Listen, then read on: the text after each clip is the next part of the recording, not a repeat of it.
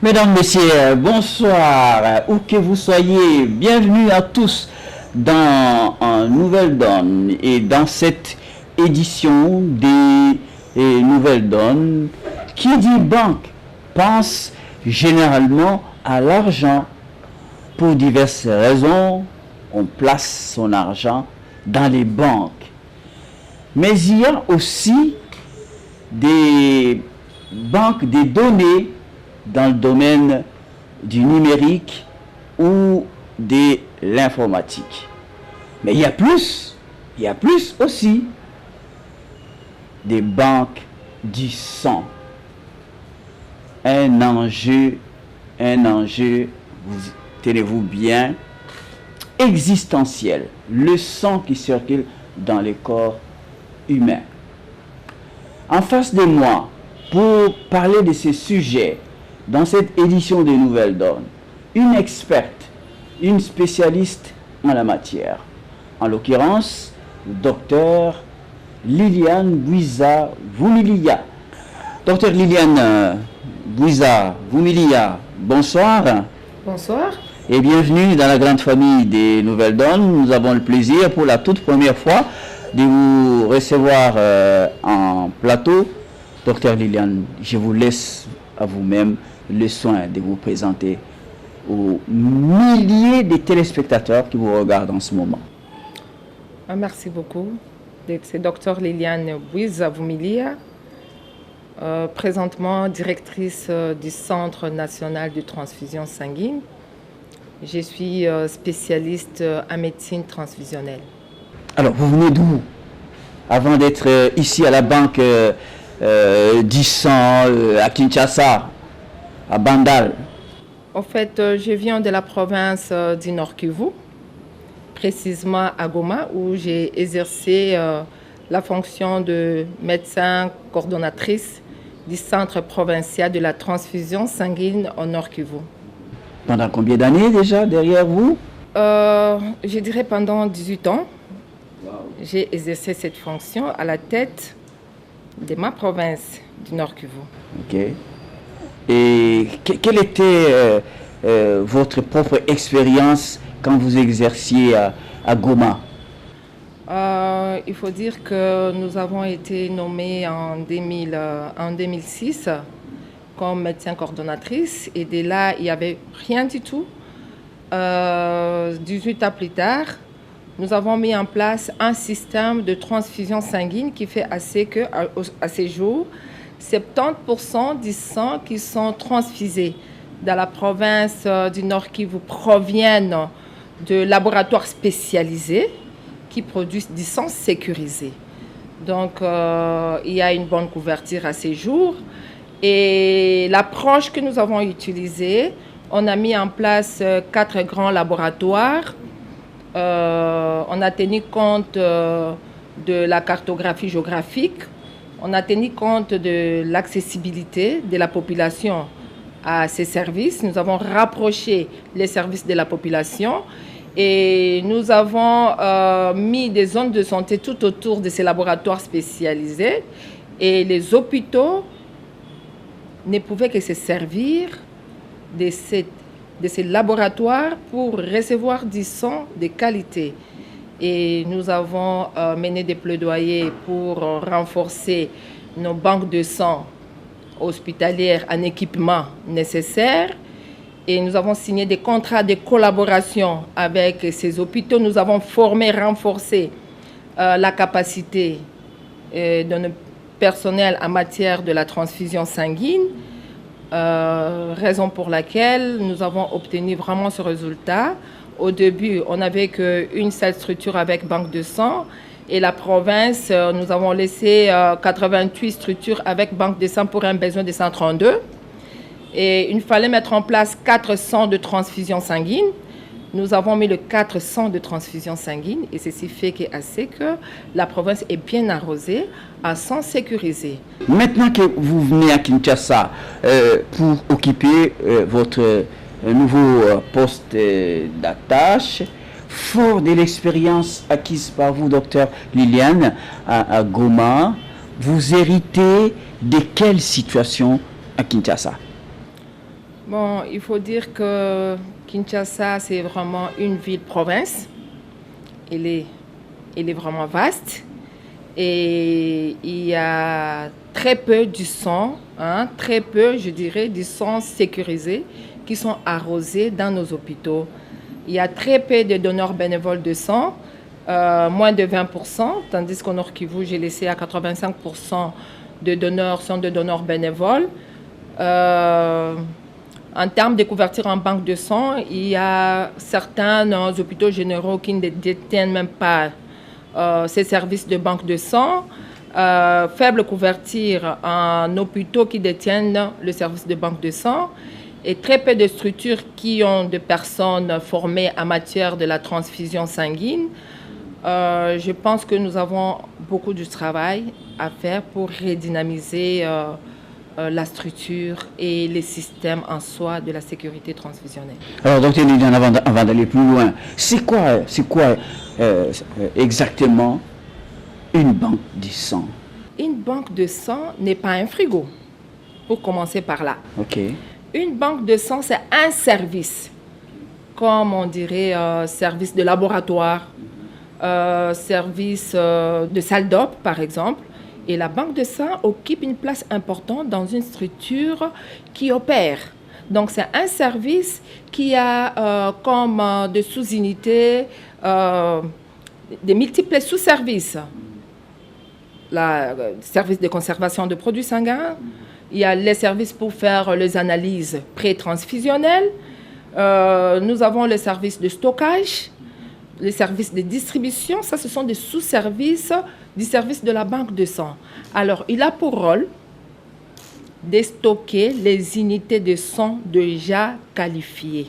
C'est-à-dire? Ça signifie les unités qui sont déjà prêtes à être distribuées aux malades. Autrement dit, comme on l'a dit, banque d'argent, je donne Tembe Bank. Les Tembe ne fabriquent pas de l'argent. Il n'est pas hôtel de la monnaie. Donc, il reçoit de l'argent quelque part pour le distribuer aux nécessiteux. C'est la même chose aussi comme les services de la banque de sang. Normalement, le service de la banque de sang qui se trouve aujourd'hui dans les hôpitaux ne sont pas appelés à traiter les produits sanguins. Ils ne sont pas appelés à collecter et à sécuriser, c'est-à-dire à commencer à qualifier, à traiter, à préparer les unités du sang. Ils sont appelés à venir prendre du sang auprès d'un centre de production du sang qu'on appelle centre de transfusion, au niveau national qu'on appelle Centre national de la transfusion sanguine, qui a pour mission de garantir la qualité, de sécuriser les sangs et de les distribuer dans les hôpitaux à travers leur service de banque de sang. Donc, banque de sang se limiterait à recevoir, à faire de commandes, à conserver, à stocker les unités du sang dans leur frigo qu'on appelle type banque de sang ou homéothèque et de les servir dans le pavillon là où se trouve le malade. Voilà un peu la mission vraiment dédiée au service des banques de sang hospitaliers. Mais ce que nous avons constaté ici, à Kinshasa, plusieurs grands hôpitaux produisent le sang. Et pour nous, en tout cas... Alors que ce n'est pas leur mission. Ce n'est pas leur mission. Pour produire du sang, en fait, l'utilisation du sang sécurisé, il y a deux départements, la production et l'utilisation. Les hôpitaux, ils ont pour mission d'utiliser du sang sécurisé comme un médicament. En provenance des banques de sang. En provenance du centre de transfusion sanguine. Donc, je me répète, la banque de sang, c'est un service hospitalier. Un service comme un laboratoire. Il a pour mission de stocker. Stocker, c'est-à-dire, il va s'approvisionner au niveau du centre national. Le centre national ou un centre de transfusion sanguine, lui, il produit. Il collecte, il organise les activités de collecte et de traitement. Et quand je dis traitement, c'est-à-dire, il sécurise le produit sanguin. Il fait des séparations de ces produits parce qu'une poche peut donner trois autres petits produits sanguins qu'on appelle dérivés sanguins. Et il conserve ça correctement et il les distribue en masse. Donc, une distribution qu'on appelle collective auprès de banques de sang. Et les banques de sang, c'est un service dédié vraiment aux hôpitaux. Ces derniers stocks du sang, après avoir stocké le sang, quand un malade en a besoin, le médecin prescrit et il s'adresse au niveau de leur banque de sang et la banque de sang distribue vraiment les unités de sang comme le ferait une banque d'argent. Tembe, Access Bank, ce sont des banques qui ne produisent pas du sang. Ce sont des banques qui reçoivent du sang à partir de la banque centrale et puis ils les donnent aux propriétaires. Donc c'est la même chose aussi. La banque de sang se limiterait à conserver du sang qu'il a reçu d'un centre de production du sang et les donnerait aux malades qui en ont besoin. Alors, docteur Liliane, je vous écoute religieusement. Vous, à Bandal, ici à Kinshasa, à quelles activités exactement vous vous livrez? En fait, nous avons 4 types d'activités. Premièrement, la première des choses, on sensibilise la population. On s'arrange à ce que la population s'engage à pouvoir donner le sang. Pour y arriver, on mobilise les leaders d'opinion, les représentants de peuple, les autorités publiques sur la promotion de dons de sang, sur l'importance à pouvoir donner le sang. Donc on essaye d'éduquer. Vraiment, on fait des campagnes d'éducation de la population qui comprennent que donner le sang, c'est pour moi un devoir franchement civique. Et sur base de ça, on a fini à faire cette activité. On organise maintenant des campagnes de collecte du sang. Ça nous permet de collecter du sang dont nous avons besoin. Et troisièmement, nous mettons en place un système de sécurisation, comme je l'ai dit, traitement, qualification biologique. C'est-à-dire, nos unités de sang, on essaye de regarder quels antigènes que nous avons autour de globules rouges, c'est ce qu'on appelle le groupe sanguin. On essaye de regarder, tester aux 4 marqueurs infectieux, c'est-à-dire certaines maladies clés, telles que le HIV. Est-ce que l'unité du sang que nous avons collectée n'a pas de VIH, parce qu'on ne doit pas donner du sang avec le VIH. Et il y a l'hépatite B, l'hépatite C, toutes ces maladies on cherche, et aussi la syphilis. C'est pourquoi on parle des 4 maladies clés que nous cherchons dans le sang. Et lorsqu'on a fini, on regarde les taux d'hémoglobine de nos donneurs, parce que normalement, nous ne pouvons pas prélever du sang avec un taux bas. Pour nous, en tant que centre national de transfusion sanguine, nous devons garantir la protection sécuritaire du donneur. Avant de prélever, nous devons nous rassurer que le sang que nous sommes en train de prélever ne va pas causer du tort à notre donneur. Donc, c'est la sécurisation du donneur. Et deuxièmement, nous devons garantir la sécurisation de celui qui la reçoit. Donc, nous devons vraiment donner du sang correct, le dérivé du sang sain. Nous devons donner ça. Et pour y arriver, nous devons faire ce qu'on appelle préparation de produits sanguins. Donc, on a fini de faire la qualification biologique. Nous avons mis de côté toutes les unités de sang contaminées et les sangs qui sont corrects. Nous préparons maintenant les dérivés sanguins. Les dérivés sanguins, pour l'instant, au Centre national, nous en préparons 3. Ça signifie le plaquette. Les plaquettes, c'est un dérivé sanguin qui nous aide à arrêter les hémorragies lorsqu'une femme saigne. Parfois, la femme a un problème de coagulation. On utilise vraiment ce qu'on appelle le plaquette. C'est la partie un peu blanche du sang. Et puis, nous avons le plasma. C'est aussi la partie liquide blanche, la partie blanche du sang, qui comprend les éléments facteurs de coagulation qui nous aident aussi à un certain moment d'arrêter les saignements. Ça dépend vraiment des diagnostics du médecin. Et aussi, nous avons la partie rouge qu'on appelle kilo globulaire. Kilo, donc c'est-à-dire on ne donne plus le sang total, vraiment. Le sang total a des indications très limitées. C'est pourquoi nous sommes appelés à faire des kilos, juste la partie rouge.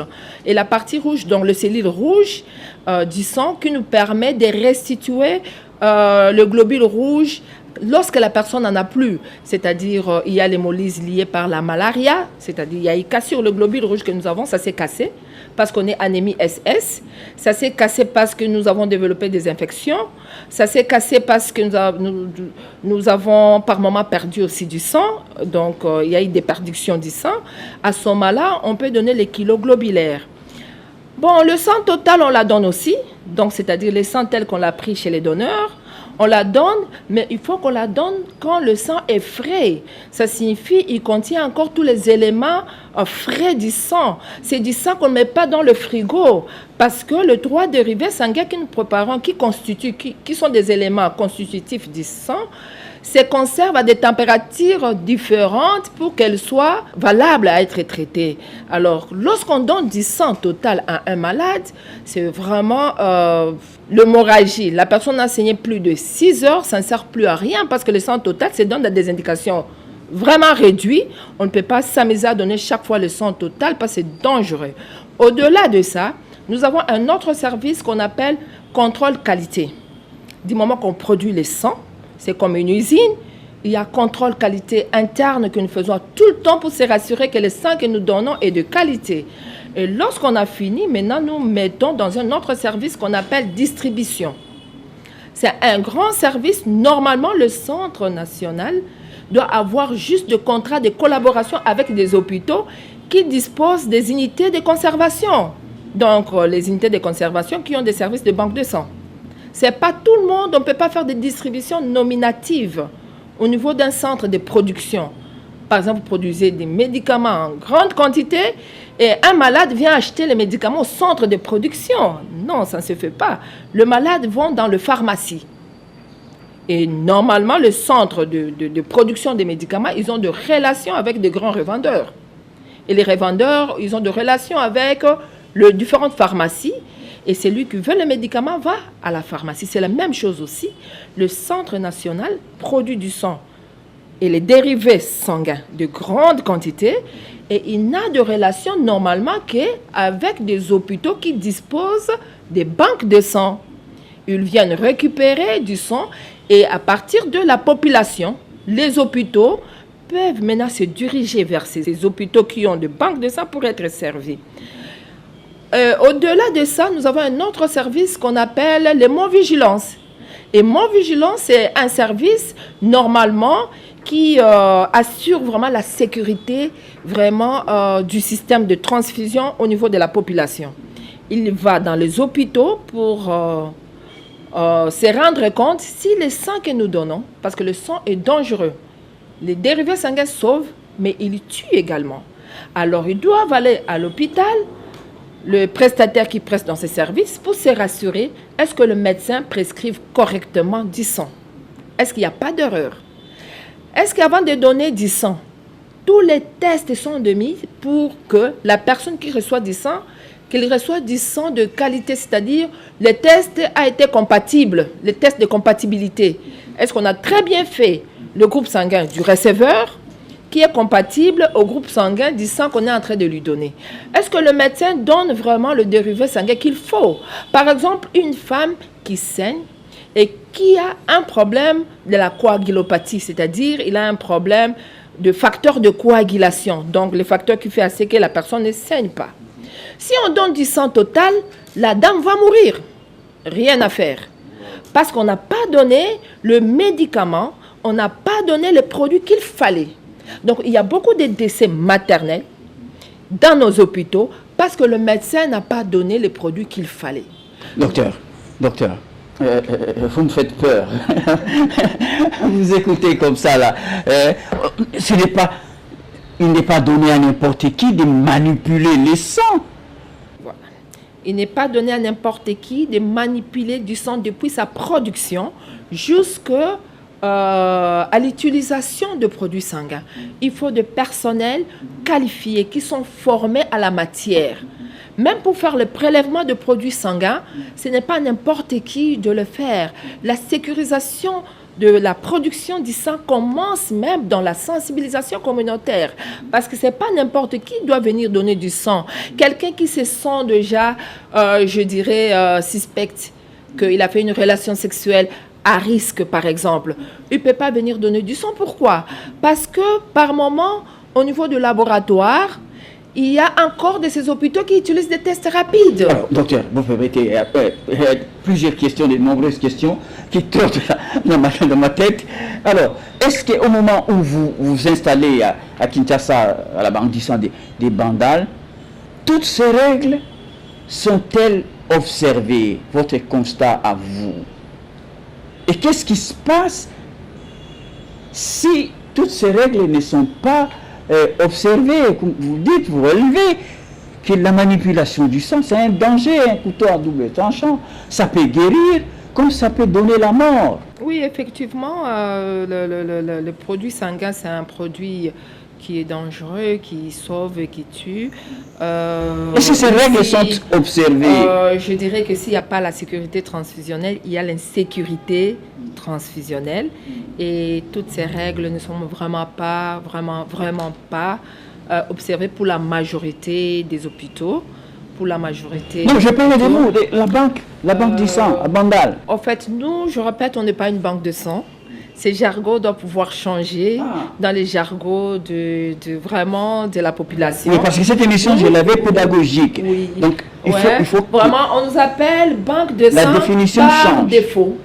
C'est vraiment par défaut. Oui. Nous sommes un centre de production du sang qu'on appelle Centre national de la transfusion sanguine. Certaines les réduiraient CNTS. C'est un centre vraiment national. Ailleurs, en France, on appelle ça service du sang. Dans certains pays africains, on appelle ça un centre régional de production du sang. Donc, nous sommes un centre de production. Nous, on n'utilise pas les sangs. Alors, donc, vous produisez uniquement. Et vous, vous commercialisez, si je peux dire, à des hôpitaux. On ne dirait pas qu'on commercialise parce que le sang, franchement, ne se vend pas. Ah. Ouais. Vous dites que ça ne se vend pas? Non. Ah non, docteur, vous me surprenez parce que généralement à Kinshasa, les gens, dans le besoin des sangs, vont dans les différentes banques, là où il en existe, et ils vont acheter avec l'argent, docteur Liliane. Oui, c'est une lecture de choses. Je vais vous raconter juste une petite histoire. Je vous en prie. Oui, la production du sang sécurisé au niveau de notre centre national, aujourd'hui, il est vraiment à 95 $. Ça signifie, je prends $95 américain. 15 $95 américains par poche, par unité du sang. Oui. Je vais m'expliquer. Je prends une poche de sang que j'achète facilement, une bonne poche, facilement, ce sont des poches qu'on appelle Sagem. Donc, ça nous permet de garder le sang à 42 jours, je l'achète à 15 €. Pas vous, mais la personne qui est dans le besoin, qui vient chez vous. Oui, non, je te montre comment ma poche coûterait 95 $ dans la production. J'achète cette poche, tu m'amènes ta sœur, n'est-ce pas, qui voudrait donner du sang gratuitement. Je récolte du sang, je dois pouvoir la traiter. J'utilise des tests de 4e génération qui permettent de diagnostiquer déjà la maladie, les différentes maladies que je viens de citer là. À 14 jours, 21 jours, on sait déjà voir qu'il est malade. Rien que ces tests-là vous coûtent 30 $. On n'a pas mis d'autres tests qui viennent à côté, le groupage sanguin, on n'a pas mis les tests d'hémoglobine, on n'a pas mis coton, watt, tout ça, on n'a pas mis la conservation, on ne l'a pas mis. Donc tout ça fait assez qu'on n'a pas mis le carburant pour aller chercher du sang, un peu de collation qu'on donne aux donneurs. Tout ça fait assez qu'une poche vous coûte 95 $. Mais bon, on demande quand même dans une société, dans un pays qui se veut être développé, on demande toujours une petite contribution, que cette population contribue à leur, vraiment à leur prise en charge de soins de santé, quoi. Et là, ici, on demande au Saint-Test 10 $. 10 $. Combien vous dites? 10 $ à la place de 95. C'est une petite contribution, je dis bien, pour qu'il accède au sang sécurisé. Et vous allez constater avec moi, 95 $ par poche, c'est une certaine opinion, hein, docteur Kinshasa, qui est à la banque d'Issa Bandal, les sangs coûtent cher. Oui, justement, si j'y vais y arriver. Plus que 10 $. Je voudrais avoir de preuves de ce que vous avancez. Ce que je sais que le sang total en soi coûte 10 $. On peut préparer maintenant certains dérivés sanguins comme le plaquette. Vous allez voir comment nous préparons le plaquette. C'est fastidieux. Pour que le plaquette vous soit thérapeutique, c'est-à-dire qu'on donne à la personne, après 3 heures, la personne trouve la santé. Il faut 4, 5, 6, 7, 8 plaquettes. Facilement, vous êtes à 90 $. Mais ces plaquettes, ici, on les vend à 30 $. Vous constatez que c'est purement communautaire. Purement. Si vous ne passez pas par le Centre national de transfusion sanguine, vous amenez votre épouse, d'abord qui est défendue, d'avoir le sang de famille, parce qu'il est très dangereux dans les aspects immunologiques. Les réactions immunologiques, ça s'est fait avec des gens avec lesquels vous êtes proches. Plus la possibilité de développer quelque chose, une réaction immunitaire. Donc, vous amenez votre épouse, par exemple, il nous donne du sang dans un centre hospitalier Y, on fait tout le test qu'il faut, ne vous en faites pas, dans votre facture, ça sera au-delà de 100 $. Et là, vous aurez l'impression que c'était gratuit, parce que la femme a donné gratuitement. Alors, dites-moi, entre ces hôpitaux-là, qui font payer à la valeur réelle tous ces tests, et nous qui donnons une poche de sang à 10 $, franchement, dites-nous par vous-même, est-ce que nous sommes vraiment en train de vendre cette poche? Vous êtes un service social de l'État. Oui, c'est vrai, nous sommes un service étatique, un service spécialisé du ministère de la Santé. Vous faites du social. On fait du social, mais la production d'une poche de sang a un coût. Je suis désolée, il faut qu'il y ait quelqu'un qui puisse couvrir ses frais. Je suis tout à fait d'accord que le sang joue un rôle vital dans le système de santé. Et quand un malade en a besoin, il faut vraiment en donner. Mais réfléchissons comment on peut mettre en place un système où le produit sanguin sécurisé va se produire réellement sécurisé, et nous les donnerons à un coût moindre, à 1 $, 2 $. C'est ça les systèmes où on parlerait de partage de risque, le mutuel, l'assurance de santé, comme le font dans d'autres pays. Franchement, ici, on a les 100, la production à 95 $, ce n'est pas encore suffisant, parce qu'on n'a pas encore recherché tous les antigènes sur le globule rouge qui sont dangereux. Ailleurs, le sang, c'est au-delà de 200 $. 250, entrez sur Google, mettez le prix d'une poche, Côte d'Ivoire, Burkina Faso, vous allez voir, les prix rampent au-delà. Mais pour vous dire que même les 10 $ n'est pas suffisant, parce qu'il faut chercher des partenaires. Le gouvernement lui-même, il appuie, c'est vrai, mais il a beaucoup de choses lui-même, il ne sera pas capable de contenir ses dépenses. Donc, au-delà de la population qui donne déjà ces 10 $, que je dis bien insuffisant si on doit bien traiter le sang, parce que le test rapide en soi, les tests, vous allez voir, quand je dis test rapide, ce sont des détermines que les hôpitaux utilisent.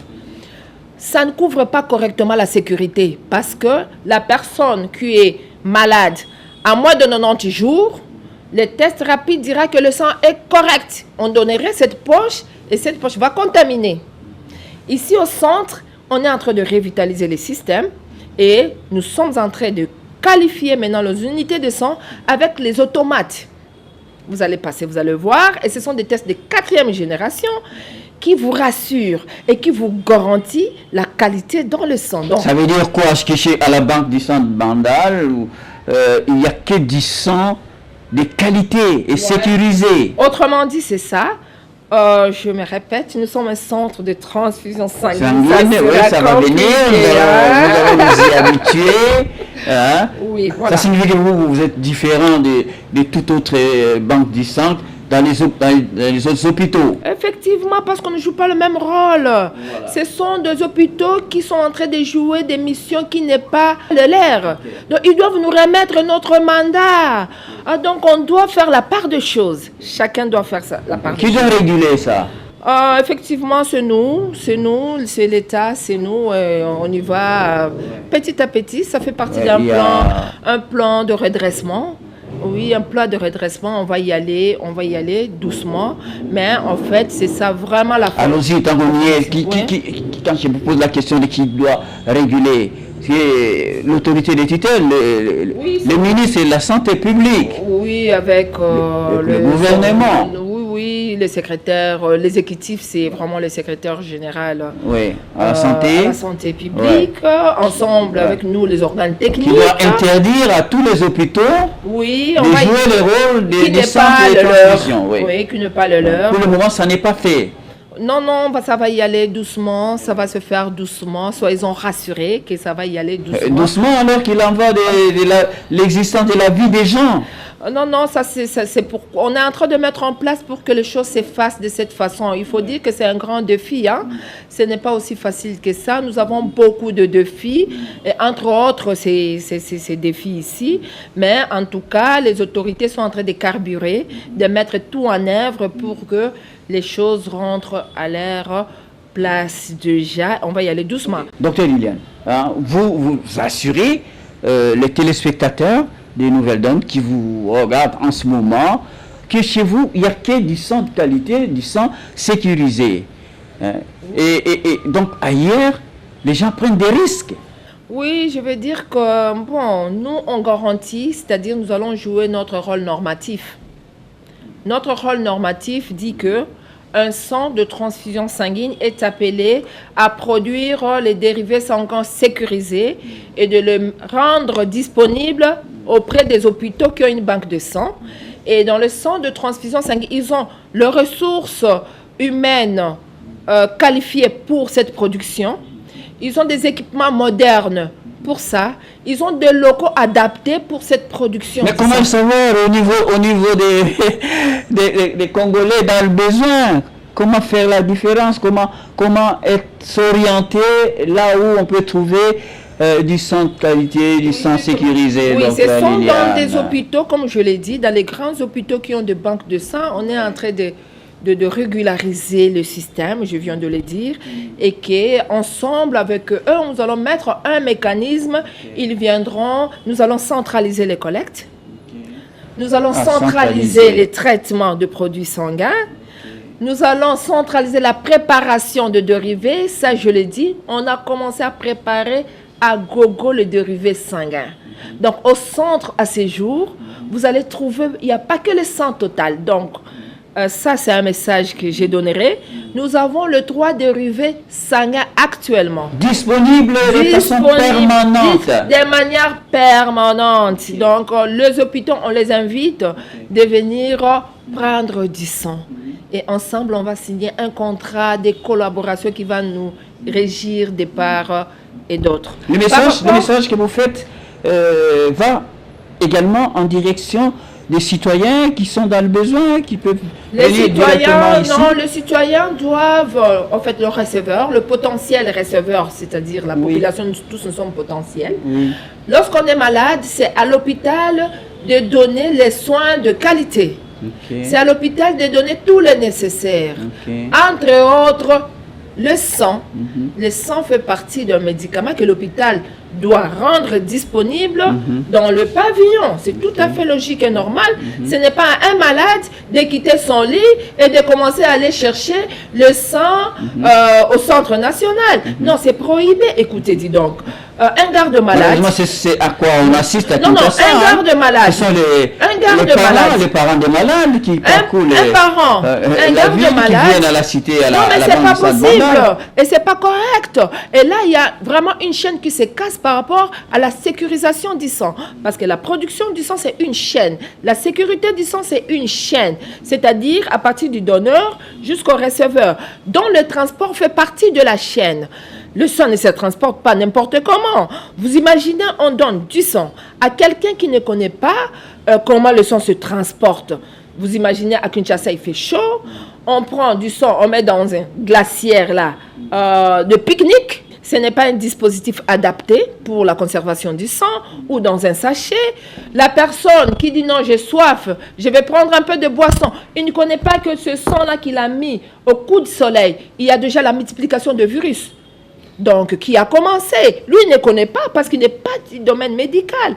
Et puis, il faut beaucoup de temps. Le sang qu'il a quitté, banque de sang, le sang qui a quitté un centre, si on l'a distribué en nominative, normalement, ne doit pas faire au-delà de 2 heures avant d'être transfusé. Mais le monsieur-là ne connaît pas. Il amène du sang 3 heures, 4 heures après. On le transfuse. Directement. On transfuse le malade. Le malade avec n'a eu retard.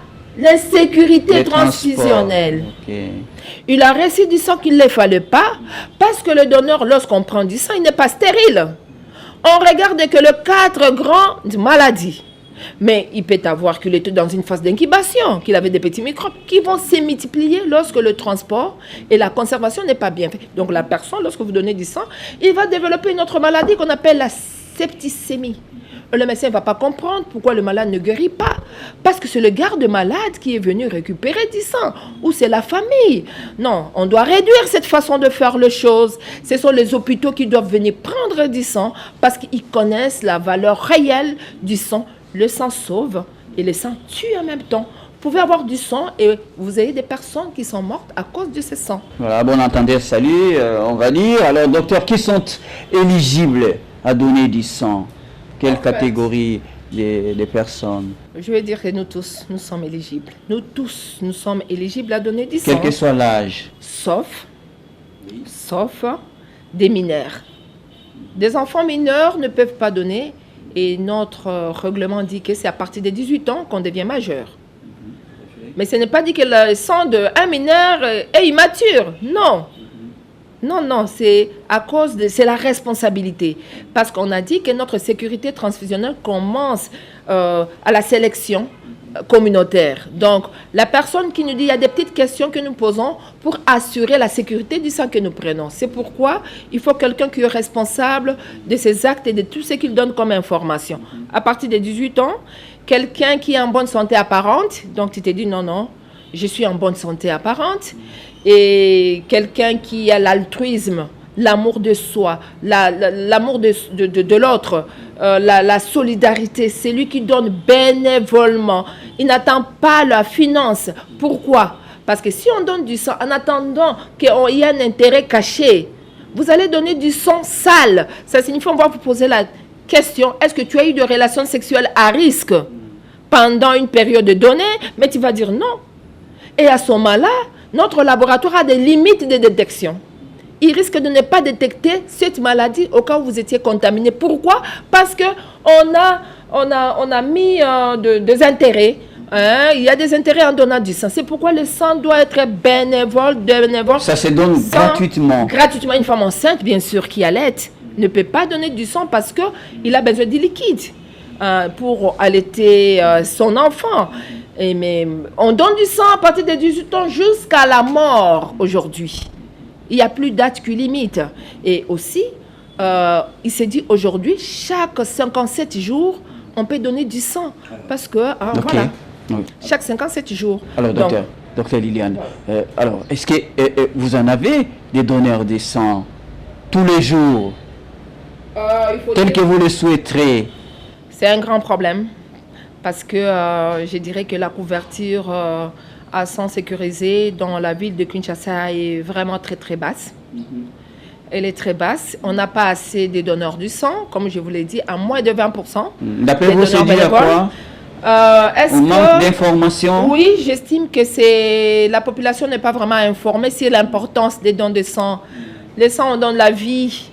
Et voilà, et aussi la population n'est pas informée que s'il donne du sang, qu'il ne donne pas du sang, chaque 120 jours, le sang vieillit et il est perdu dans l'organisme et il est régénéré. Le sang se régénère chaque 120 jours. Donc, que vous donnez, que vous ne donnez pas. Pourquoi ne pas faire un acte d'altruisme pour vraiment faire sourire une famille en détresse et donner un peu de votre sang? Je dirais que l'information ne passe pas. la population n'est pas vraiment informée. Je veux remercier son Excellence, Monsieur le ministre de la Santé publique, Hygiène et Prévoyance sociale, qui a eu cette initiative de lancer la campagne des dons de sang. Hein, à ce moment-là, je pense que beaucoup d'entre nous se sont rendus compte, effectivement, on peut donner du sang. C'est vraiment un devoir civique. Voilà, pour nous, on dit... On appelle le docteur Roger Kamba.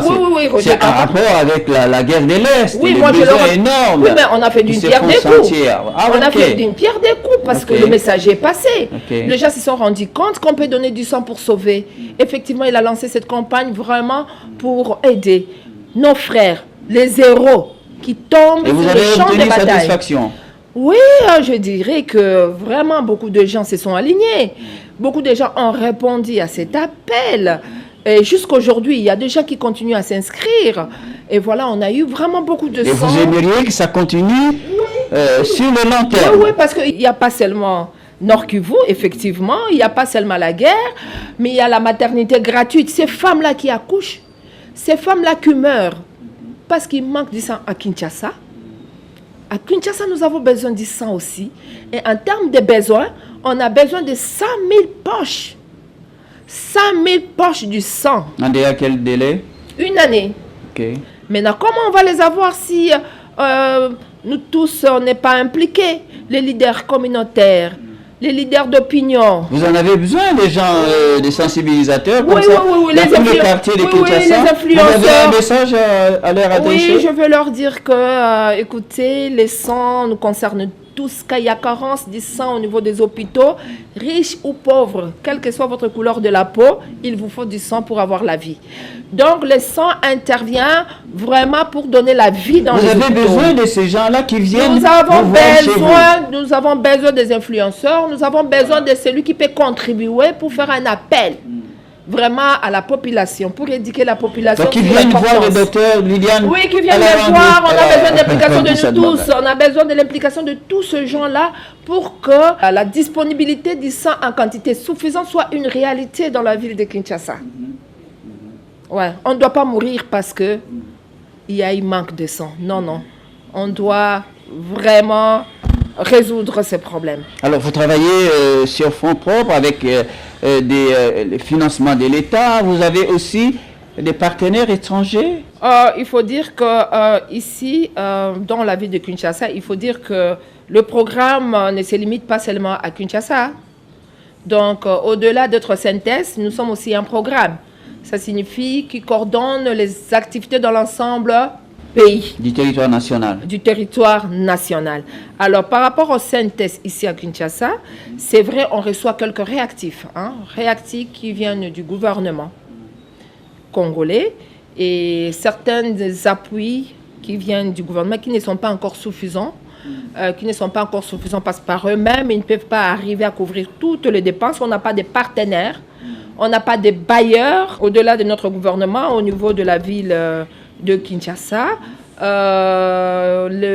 L'année passée, il y a eu la Banque mondiale qui est vraiment un bailleur du gouvernement qui a essayé d'appuyer avec des équipements et les gouvernements renforcés.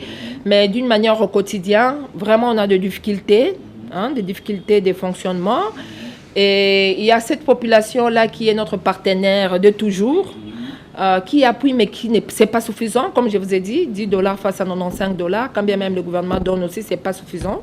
Si vous voulez vraiment qu'on fasse du travail d'une manière optimale, nous demandons l'intervention de tous ces partenaires ONG avec drapeau à travers la ville de Kinshasa, de nous approcher. Il y a des dépenses énormes que nous devons faire parce que, comme vous l'avez constaté, les sangs coûtent cher.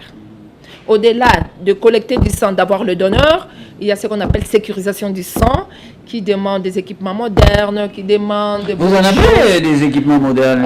Nous avons quelques-uns. Vous les avez vantés dans le courant de l'émission? Oui, nous avons quelques-uns, mais ce n'est pas encore suffisant parce que nous devons moderniser notre laboratoire. Nous devons moderniser notre synthèse vraiment au même niveau de certains pays, au niveau régional, au niveau de l'Afrique. Alors, on va se quitter par là. Quelles sont vos résolutions pour cette année 2025 pour que les sangs soient produits dans des meilleures conditions possibles? Vous souhaitez quoi? Premièrement, on va d'abord, comme j'ai dit, nous sommes dans le processus de revitalisation.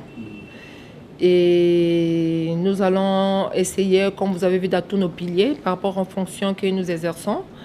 Il y a un problème de mobilisation communautaire qui pose un sérieux problème. Nous devons mettre en place, et si possible, au courant pour la ville de Kinshasa, à la fin de cette année, qu'on arrive quand même à faire adhérer plus ou moins 75 000 à 80 000 personnes à pouvoir donner du sang. Et mettre en place un cadre collaboratif avec les hôpitaux, qu'ils comprennent que nous sommes des partenaires liés et que chacun puisse faire vraiment son travail, revisiter tout ce qui est cadre normatif, revisiter tout ce qui est procédure, tous ces tests légaux pour essayer un peu de relever notre niveau de la sécurisation de produits sanguins et aussi signer aussi des contrats de collaboration avec des sites qui regorgent beaucoup de populations, un partenariat et distribuer du sang. Distribuer vraiment d'une manière industrielle du sang dans les hôpitaux. Et aussi, si nous pouvons garder la sécurisation du sang par l'automate de 4e génération, voilà, ça c'est vraiment notre vision. Au-delà de ça, nous avons des provinces. On ne doit pas abandonner les provinces également. Il y a certaines provinces qu'on doit essayer de lever vers le haut. Et nous avons 25 centres provinciaux de transfusion sanguine. Et nous allons à travers le pays. À travers le pays, nous allons faire un état de lieu. Et parmi eux, nous pouvons relever, si nous avons tous les moyens qu'il faut, nécessaires, même les minimums, voir comment nous pouvons avancer déjà avec 5 centres provinciaux de transfusion sanguine, avec un plan, que nous devons mettre un plan de développement, un plan stratégique, avoir une vision. Nous devons développer notre vision, dire que d'ici 10 ans, que tous les receveurs qui reçoivent du sang doivent recevoir du sang sécurisé à moins de 80%. Et vous avez des personnels qualifiés. Et tout ça, ça fait partie des visions, c'est-à-dire pour l'instant, nous avons des personnels qui sont là, il faut faire des formations continues, il faut les envoyer, il faut vraiment revisiter tous ces secteurs parce que c'est l'ensemble de tout. Comme je vous ai dit, produire du sang sécurisé, c'est vraiment beaucoup de maillons qui entrent en jeu, entre autres la qualité de ressources humaines que nous utilisons. Nous devons mettre des actions dans tous ces maillons-là pour arriver à atteindre notre vision. Voilà, docteur Liliane Bouisa Vumilia, vous croyez avoir tout dit? S'il y a quelque chose que vous pensez n'avoir pas dit, allez, je suis en train de prôner sur le don bénévole du sang. À Kinshasa, j'ai constaté que le don, pour sa majorité, est payant. Lorsque le don est payant, on reçoit du sang qui n'est pas de qualité. J'exhorte à nous tous qu'on puisse vraiment s'impliquer activement pour que nous rendons notre don de sang un don bénévole, afin de promouvoir la qualité des soins au niveau des hôpitaux. Je dirais que j'ai vraiment dit l'essentiel. On invite tous celui qui croit qu'il peut vraiment nous aider par rapport à ces grands défis. Vous avez compris que nous avons un grand défi, même défi d'autres financiers, organisationnels, matériels, parce que tous ces hôpitaux doivent avoir des services de banque de sang. Là où on opère, il y a des hôpitaux qui n'en ont pas. Les gens meurent parce qu'il y a un retard d'acquisition des unités de sang. De nous rapprocher, formons une équipe pour rendre fort et revitaliser, redynamiser les secteurs de la transfusion sanguine. On remercie déjà ces autorités qui n'aménagent aucun effort pour booster les secteurs de la transfusion sanguine. Et c'est là, à son Excellence, Monsieur le ministre de la Santé. Voilà, merci à vous, docteur Liliane Bouisa Vumilia, d'être passé nous voir ce soir avec tous les éclaircissements que vous donnez en matière de gestion des sangs. Ça casse ou ça passe. Voilà, donc l'essence. Ça casse ou ça passe. Voilà. On termine par là. Merci. Nouvelle donne est terminée ce soir, réalisée par Pierre Monda, assisté par Ciel Nzanga derrière les caméras, où que vous soyez, à l'échelle nationale, à l'échelle planétaire. Simplice Divine Kalunga Wakalunga, c'est bien moi. Je vous retrouve au prochain numéro. Bonsoir. Bonsoir.